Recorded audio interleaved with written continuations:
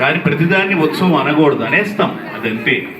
ఉత్సవం అంటే ఉత్కృష్టమైన సవం అంటే యజ్ఞం అన్నది. లక్ష్మీ నారసింహ గోవింద. ఓం ప్రసక్మంథానియసానస్య సఖిని వరేభిర్వనాకం అభిషప్రసేదత అస్మాకమింద్ర ఉభయం జోషతే యత్సౌమ్యస్యాంధసోదరి. అద్భుతంగా ఆయన పాదాన్ని వర్ణించాడు. అటువంటి పాదాన్ని కన్యాదాతలు ప్రక్షాళన చేస్తారు. పాద ప్రక్షాళన చేసి శ్రీమన్నారాయణ స్వరూపుడుగా వరుణ్ణి భావించి అదిగో ఆ పవిత్ర జలాన్ని శిరస్సుపై చల్లుకుంటారు. వరాహస్వామి వారు అక్కడికి వచ్చాడు.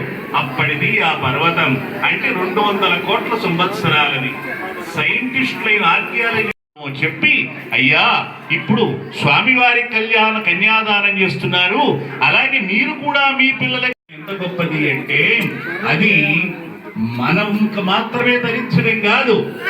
రిజిస్టర్ ఆఫీస్కి వెళ్ళి దండలు కూడా మార్చిన వాడు రిజిస్టర్ ఆఫీస్ అంతే. ఇక్కడ ఒక వివాహం చేయాలంటే ఇంత తంతు ఉంది, అక్కడ చదివే మంత్రాల వెనకాల అంత రహస్యం ఉంది. వీటన్ని